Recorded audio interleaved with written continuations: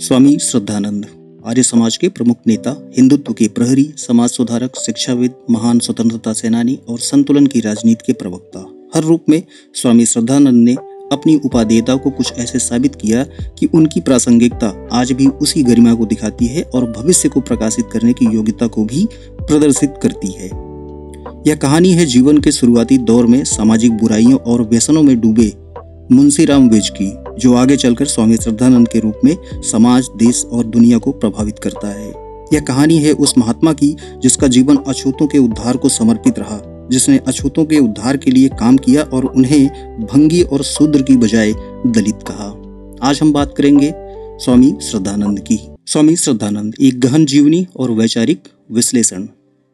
पूर्ण नाम मुंशीराम विज भारतीय इतिहास में एक दूरदर्शी शिक्षाविद और सामाजिक राजनीतिक सुधारक के रूप में एक उल्लेखनीय फिर भी अक्सर उपेक्षित स्थान रखते हैं। उनका जीवन एक विद्रोही नास्तिक से एक प्रतिष्ठित आर्य समाज सन्यासी और राष्ट्रवादी नेता में एक असाधारण परिवर्तन की कहानी है। अपने क्रांतिकारी शैक्षिक प्रतिमान गुरुकुल कांगड़ी की स्थापना के माध्यम से उन्होंने ब्रिटिश औपनिवेशिक शिक्षा प्रणाली का एक स्वदेशी विकल्प प्रदान किया, जिसने पारंपरिक वैदिक ज्ञान को आधुनिक विज्ञान और प्रौद्योगिकी के साथ जोड़ा। श्रद्धानंद ने राष्ट्रीय आंदोलन में भी महत्वपूर्ण भूमिका निभाई, लेकिन उनके विचार और कार्य विशेष रूप से अछूतों के उत्थान और हिंदू मुस्लिम एकता के मुद्दों पर महात्मा गांधी के साथ उनके गहरे मतभेदों का कारण बने। इन मतभेदों ने उन्हें कांग्रेस से अलग होने और शुद्धि और संगठन आंदोलन का नेतृत्व करने के लिए प्रेरित किया, जो उस समय के सांप्रदायिक तनाव को देखते हुए हिंदू समाज को एकजुट करने का एक प्रयास था। 23 दिसंबर 1926 को उनकी निर्मम हत्या ने भारतीय स्वतंत्रता संग्राम के भीतर मौजूद गहरे वैचारिक विभाजन को उजागर किया। यह रिपोर्ट श्रद्धानंद के जीवन, उनके प्रमुख योगदान, उनके वैचारिक संघर्षों और उनकी स्थायी विरासत का एक विस्तृत और बहुआयामी दृष्टिकोण प्रस्तुत करती है। इस वीडियो के माध्यम से ये स्वामी श्रद्धानंद बैठे हुए हैं, मोतीलाल नेहरू जी हैं, मदन मोहन मालवीय जी, एनी बेसेंट हैं, अन्य गणमान्य नेता लोग बैठे हुए हैं। प्रारंभिक वर्ष और एक मौलिक परिवर्तन। जन्म इनका 22 फरवरी 1856 को अविभाजित पंजाब के जालंधर जिले के तलवन गांव में हुआ था। प्रारंभिक नाम बृहस्पति था, जिसे बाद में उनके पिता लाला नानक चंद ने मुंशीराम से बदल दिया था। उनके पिता ब्रिटिश ईस्ट इंडिया कंपनी में एक पुलिस निरीक्षक थे, जिसके कारण परिवार बार बार स्थानांतरित होता रहता था। उनका स्थानांतरण होता रहता था तो परिवार भी उनके साथ में यहाँ से वहाँ खाना बदोश सी जिंदगी जी रहा था। इस अस्थिरता ने उनकी प्रारंभिक शिक्षा को बाधित किया और मुंशीराम को एक अव्यवस्थित जीवन जीने के लिए प्रेरित किया, जिसमें वे जुआ, शराब और व्यभिचार जैसी गतिविधियों में शामिल हो गए थे। मोहभंग और नास्तिकता का दौर। मुंशीराम की नास्तिकता किसी सतही विद्रोह का परिणाम नहीं थी, बल्कि यह संगठित धर्म में फैले भ्रष्टाचार और पाखंड के प्रति उनके गहरे मोहभंग से उपजी हुई थी। कई घटनाओं ने उनके धर्म के प्रति संदेह को बढ़ाया, जैसे एक मंदिर में प्रवेश से रोक, ईसाई और इस्लामी व्यक्तियों में पाखंड देखना और कृष्ण भक्ति समूह के पुजारियों द्वारा हमले का प्रयास। इन अनुभवों ने उन्हें अपनी धार्मिक आस्था को त्यागने और नास्तिक बनने के लिए प्रेरित किया, जिसके बाद उन्होंने कानून की पढ़ाई पूरी की और एक वकील के रूप में काम करना शुरू किया। मुंशीराम के जीवन का सबसे महत्वपूर्ण मोड़ बरेली में स्वामी श्रद्धानंद सरस्वती के साथ उनकी मुलाकात थी। मुंशीराम, जो उस समय अपने दोस्तों के साथ इस कार्यक्रम को बाधित करने के इरादे से गए थे, स्वामी दयानंद के निडर व्यक्तित्व और तर्क से बहुत प्रभावित हुए। उन्होंने स्वामी दयानंद के सामने स्वीकार किया कि वे उनके तर्कों में कोई कमी नहीं ढूंढ पाए, हालांकि वे अभी भी भगवान में विश्वास नहीं कर सकते थे। इस पर दयानंद ने भविष्यवाणी की कि एक दिन ईश्वर स्वयं तुम्हें आस्तिक बना देगा। यह भविष्यवाणी कुछ व्यक्तिगत घटनाओं के बाद सच साबित होती है, जैसे कि अपनी पत्नी शिव देवी को उनके शराब पीने की आदत के कारण गहने गिरवी रखते हुए देखना और एक दोस्त को शराब के नशे में एक लड़की का बलात्कार करने की कोशिश करते हुए देखना। इन घटनाओं ने उन्हें शराब के बुरे प्रभावों का एहसास कराया, उनके जीवन को बदल के रख दिया। वकील से आर्य समाज कार्यकर्ता तक का सफर। कानून की पढ़ाई पूरी करने के बाद मुंशीराम ने जालंधर और लाहौर में एक सफल वकील के रूप में अभ्यास शुरू किया, साथ ही सामाजिक गतिविधियों को भी अंजाम दिया। जालंधर में लाला देवराज के प्रभाव में वे आर्य समाज में शामिल हो जाते हैं, जिससे उनके जीवन में एक पूर्ण परिवर्तन आता है। शराब और मांसाहार छोड़ दिया और नियमित रूप से आर्य समाज की गतिविधियों में भाग लेना प्रारंभ किया। वे महिलाओं की शिक्षा के लिए एक महत्वपूर्ण अभियान के अग्रदूत बन गए और उन्होंने 1889 में आर्य समाज के समाचार पत्र सद्धर्म प्रचारक में इस विषय पर लेखों की एक श्रृंखला लिखी। उन्होंने बाल विधवाओं के पुनर्विवाह का भी समर्थन किया, यहाँ तक कि इस कार्य के लिए रूढ़िवादी हिंदुओं द्वारा बहिष्कृत होने के जोखिम पर भी। पहले ये होता था कि जैसे कोई जो सामाजिक नियम कानून है, जो प्रथाएं हैं, अगर उसका कोई पालन नहीं करता था, उससे अलग कोई कार्य करने की कोशिश करता था, तो ये धमकियां समाज की तरफ से मिलती थी कि आपको जाति से बाहर कर दिया जाएगा, समाज से बहिष्कृत कर दिया जाएगा। इस तरह की धमकियां आम बात थी। तो ऐसी धमकियां इनको भी मिली। जो भी अच्छे कार्य करने की कोशिश करता है, जो भी सामाजिक बुराइयों को समाप्त करने की कोशिश करता है, जो भी समानता की बात करता है, उनके खिलाफ इस तरह की मुहिम चलाई जाती थी। उनको समाज से बहिष्कृत करने की धमकी दी जाती थी, जाति से बहिष्कृत करने की धमकी दी जाती थी, और धमकी ही नहीं, बहुधा उन्हें बहिष्कृत कर भी दिया जाता था। लेकिन जो निडर लोग होते थे, जो साहसी लोग होते थे, अंततः इतिहास उन्हीं ने लिखा, समाज को उन्होंने ही दिशा दी, आगे भी वही होगा। ऐसे ही लोग समाज को दिशा देंगे। संन्यास, मुंशीराम का त्याग, श्रद्धानंद का जन्म। 1917 में अपनी पत्नी शिवदेवी की मृत्यु के बाद मुंशीराम ने संन्यास लेने का फैसला किया। 12 अप्रैल 1917 को 20,000 गवाहों की उपस्थिति में उन्होंने अपनी पुरानी पहचान को त्याग दिया और श्रद्धानंद नाम अपना लिया। उन्होंने कहा कि श्रद्धा, विश्वास ने ही उनके जीवन का मार्गदर्शन किया था, और उन्होंने यह घोषणा की कि अब केवल ईश्वर ही उनके गुरु हैं। यह परिवर्तन केवल एक व्यक्तिगत या धार्मिक कार्य नहीं था, बल्कि एक गहरा प्रतीकात्मक और रणनीतिक कदम था। अपनी सांसारिक पहचान को एक सफल वकील के रूप में त्याग कर मुंशीराम ने खुद को एक राष्ट्रीय आध्यात्मिक व्यक्ति के रूप में स्थापित किया। यह प्रतीकात्मक कार्य उन्हें संस्थागत बंधनों से मुक्त करता था, जो कांग्रेस और गांधी के साथ उनके बाद के अधिक टकराव वाले कार्यों के लिए महत्वपूर्ण साबित होता है। वर्ष, घटना, संदर्भ देखते हैं हम। 1856 में मुंशीराम बिज का जन्म होता है तलवन, पंजाब में। 1879 में स्वामी दयानंद सरस्वती से पहली मुलाकात होती है। 1889 में महिलाओं की शिक्षा पर लेखों की श्रृंखला लिखते हैं। 1892 में डीएवी कॉलेज पर मतभेद के कारण आर्य समाज का विभाजन होता है। 1896 में जालंधर में पहला कन्या महाविद्यालय स्थापित किया। 1902 में गुरुकुल कांगड़ी की स्थापना करते हैं स्वामी श्रद्धानंद। 1917 में संन्यास लिया और श्रद्धानंद नाम अपना लिया। 1919 में दिल्ली में रॉलेट एक्ट के खिलाफ विरोध प्रदर्शन का नेतृत्व किया। 1920 में कलकत्ता कांग्रेस सत्र में अछूतों के लिए कार्यक्रम का प्रस्ताव दिया, और 1919 में ही जामा मस्जिद के मंच से इन्होंने भाषण दिया था। 1921 में कांग्रेस से इस्तीफा दे देते हैं। 23 में भारतीय हिंदू शुद्धि सभा की स्थापना करते हैं, और 1926 में एक जिहादी मानसिकता के आदमी द्वारा 23 दिसंबर को दिल्ली में इनकी हत्या कर दी जाती है। शिक्षा के दूरदर्शी, आर्य समाज का विभाजन। 1892 में आर्य समाज में एक मौलिक वैचारिक संघर्ष हुआ, जिसके कारण एक विभाजन हुआ।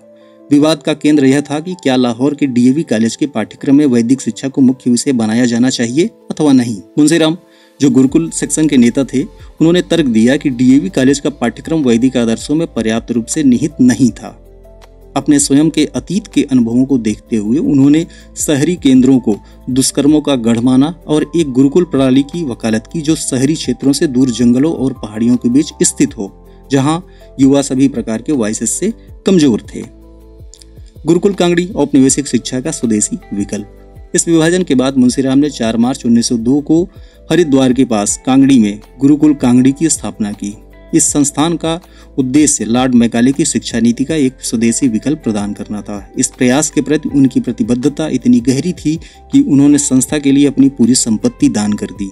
गुरुकुल की स्थापना एक शिक्षक, स्वयं ये शिक्षक थे, और 2 छात्र अपने 2 बेटों के साथ इन्होंने की थी उसकी स्थापना। ये आश्चर्यजनक है, मतलब डेडिकेशन देखिए आप। मतलब जब उसकी स्थापना करते हैं स्वामी श्रद्धानंद, तो स्वयं उसके टीचर होते हैं, और उनके 2 जो पुत्र होते हैं, जो संतान उनकी होती हैं, वो उसके छात्र होते हैं। यहाँ से गुरुकुल कांगड़ी की यात्रा प्रारंभ होती है, और आज गुरुकुल कांगड़ी पूरे देश को प्रकाशित कर रहा है, इसमें कोई संदेह नहीं होना चाहिए। शैक्षणिक दर्शन, वैदिक और आधुनिक ज्ञान का संश्लेषण।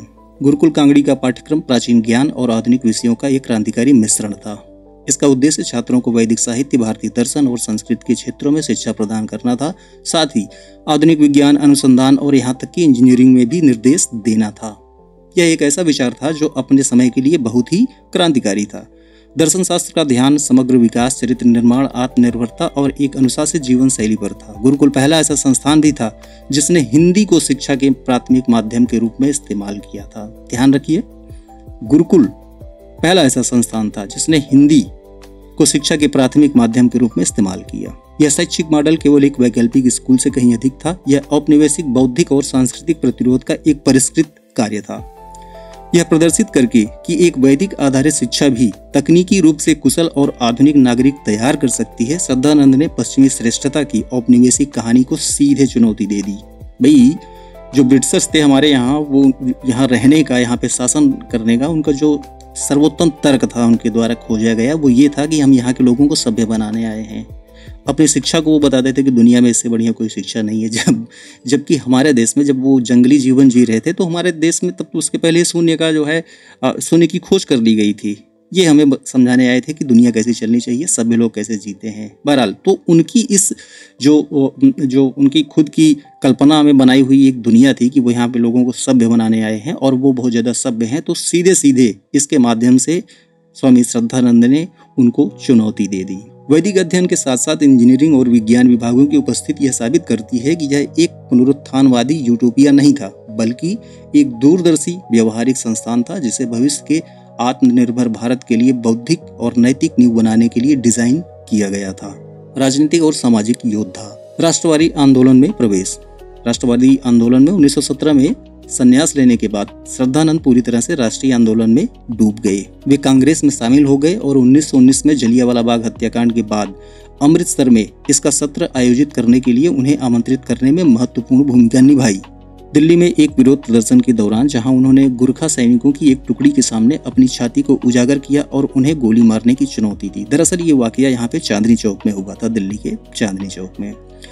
आप सभी जानते हैं इस तथ्य को, भलीभांति से परिचित होंगे कि जलियांवाला बाग नरसंहार जो हुआ था तो उसमें 2 टुकड़ी थी और एक गोरखा रेजिमेंट थी वहाँ पे जिसने गोली चलाई थी भीड़ पे, और दूसरे सिख लोग थे सैनिक। तो ये गोरखा और सिख लोग थे। तो यहाँ पे गोरखा सैनिकों की एक बटालियन यहाँ से गुजर रही थी, जिनके सामने स्वामी श्रद्धानंद बिल्कुल सीना तान के खड़े हो जाते हैं और कहते हैं कि तुम में हिम्मत है तो मुझ पे गोली चला के दिखाओ। तो उनकी व्यक्तिगत बहादुरी, निडरता, ये महान कार्य बन जाती है।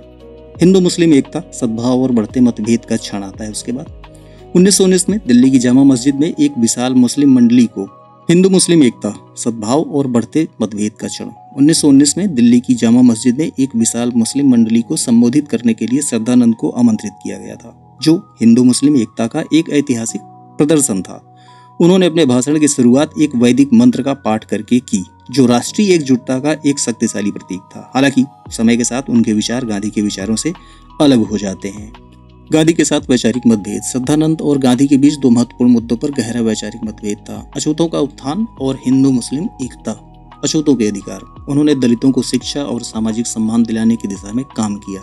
Doctor B.R. अम्बेडकर ने उनकी इस भूमिका की प्रशंसा करते हुए उन्हें अछूतों का सबसे बड़ा और सच्चा हितैषी कहा। श्रद्धानंद ने अछूतों को स्कूलों, कुओं, सड़कों और मंदिरों तक तत्काल पहुंच प्रदान करने के लिए ठोस कार्रवाई की मांग की। ये स्वामी श्रद्धानंद ही थे जिन्होंने अछूतों को, और जिन्हें शूद्र कहा जाता था, अछूत कहा जाता था और भी अपमानजनक शब्दों से इन्हें संबोधित किया जाता था, तो इसकी जगह पे इन्होंने दलित शब्द दिया। जो दलित शब्द है ये स्वामी श्रद्धानंद की ही देन है। 1920 में उन्होंने कलकत्ता कांग्रेस सत्र में एक कार्यक्रम का प्रस्ताव दिया जिसमें अछूतों के लिए एक विशेष खंड था, लेकिन गांधी जी के नेतृत्व में कांग्रेस ने इसे समय से पहले घोषित कर दिया। दरअसल वाकया ये होता है कि 1920 में कलकत्ता में जब कांग्रेस का अधिवेशन हो रहा होता है तो उसमें स्वामी श्रद्धानंद जी द्वारा एक प्रस्ताव दिया जाता है जिसमें दलितों के उत्थान के बहुत सारे प्रावधान सम्मिलित थे। उसमें उन्होंने उसको जोड़ रखा था। ये प्रस्ताव वो कांग्रेस के मंच से लोगों से साझा करना चाहते थे और ये कांग्रेस की तरफ से ये प्रस्ताव वो देना चाहते थे, लेकिन गांधी जी द्वारा उन्हें समझाया जाता है कि नहीं, अभी आप ये सब मत कीजिए, ये समय से पहले की बात है, इसको बाद में देखा जाएगा। और उसी सत्र में ही किया ये जाता है कि गांधी जी के इशारे पर, गांधी जी के कहने पर किसी अन्य के द्वारा स्वामी श्रद्धानंद द्वारा प्रस्तावित प्रस्ताव को पेश कर दिया जाता है।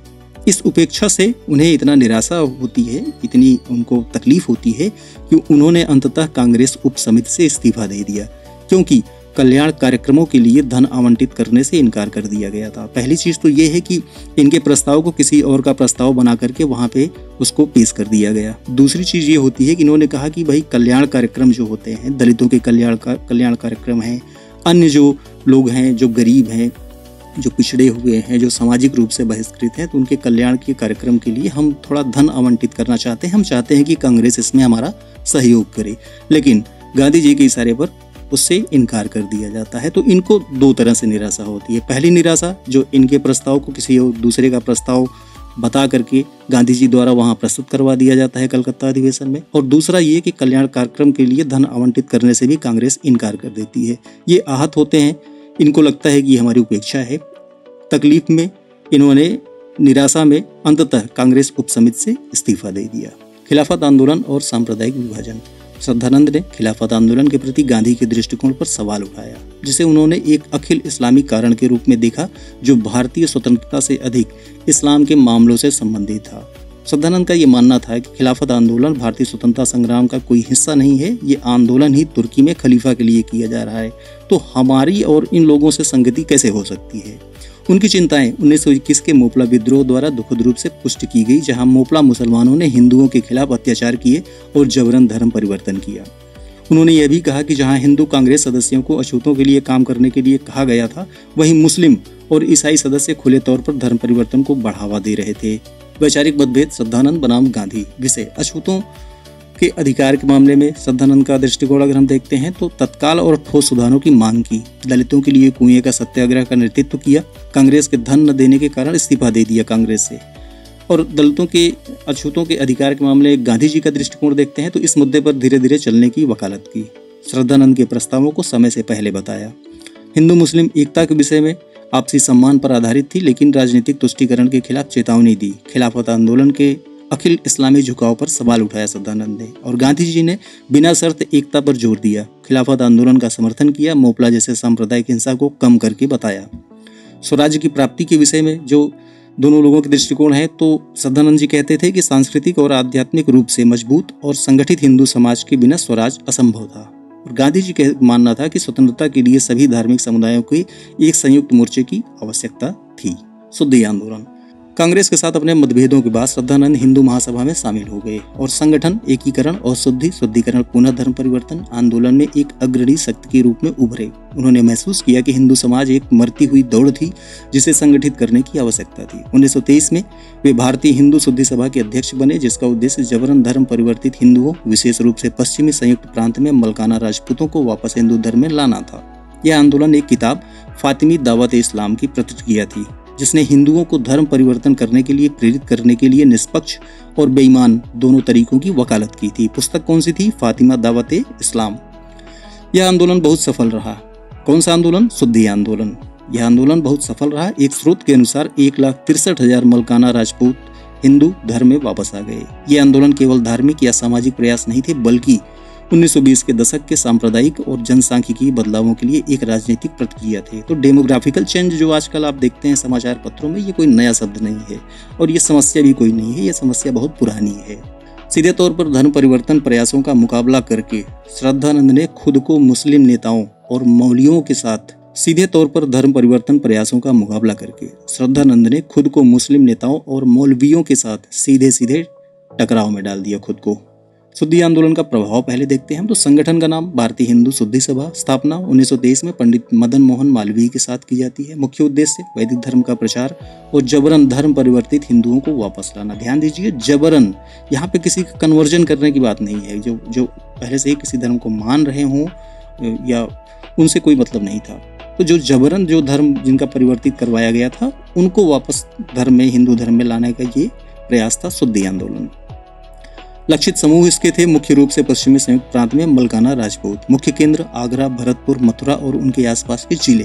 प्रभाव 1927 तक 1,63,000 मलकाना राजपूत और अन्य हिंदू धर्म में वापस आ जाते हैं। प्रतिक्रिया इसकी क्या हुई? इस आंदोलन ने मुस्लिम चरमपंथियों को नाराज कर दिया और इसका परिणाम भी निकला। परिणाम क्या निकला?